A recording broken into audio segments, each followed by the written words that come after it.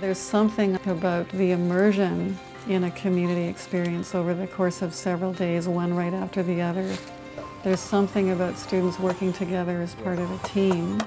There's something about students doing physical activities, whether it's building a compost box or playing soccer with kids at recess, that engages them in a way that they don't get engaged in most university classrooms. They're engaging in their heart and their hands, and that's a different kind of learning.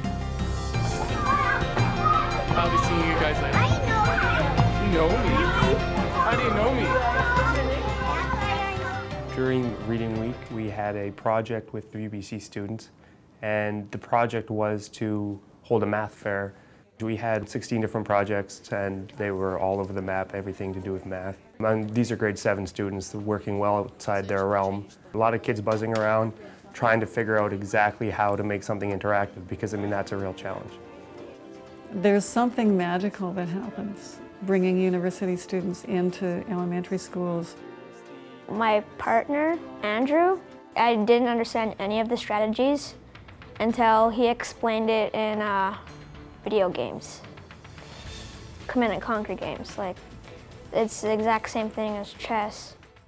There needs to be a link between the organization and the students, between the university and the organization, so that project leader plays a really important linking role with all of the players involved. The UBC Learning Exchange, and they came up with the opportunity to offer Business Objects employees a chance to get involved in the community and develop their leadership skills.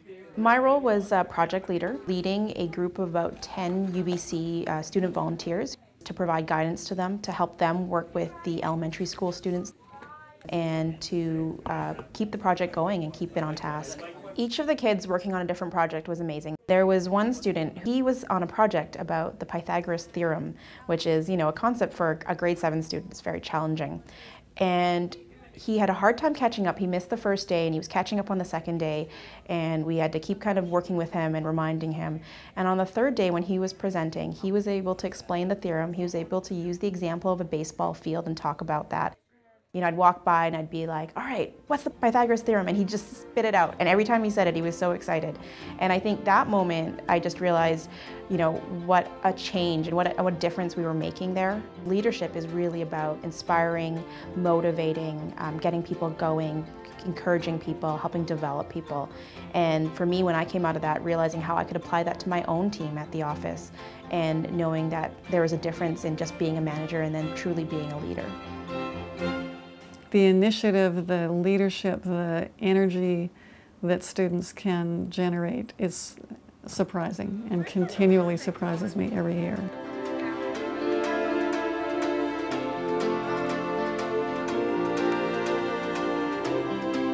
One girl who's got pretty extreme behavior issues and also learning disabilities, and we got her to do a money compounding interest project. And this girl actually had excellent rapport, explained it really, really well. And the kids that came by, she was great handling the kids. And we just weren't ready for this. So that was a shock, actually. It wasn't a surprise, it was a shock.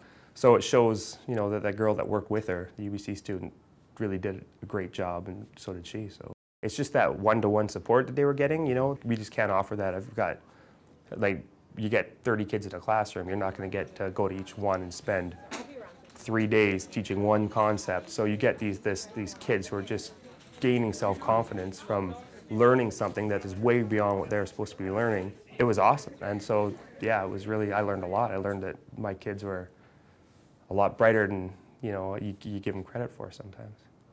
The Pythagorean theory boys, we just started doing more triangles in math now, and they're like, oh, we know this, right? And the World War II boys have just now, they're reading books on it. And the kid who played chess, now he wants to play chess every day at recess and lunch, right? So it snowballed. So you bet before? I never knew that poker was about math. On the first day, I didn't know what pi was till my partner, Emma, told me about it. And then the last day, I knew more than I would have known in school.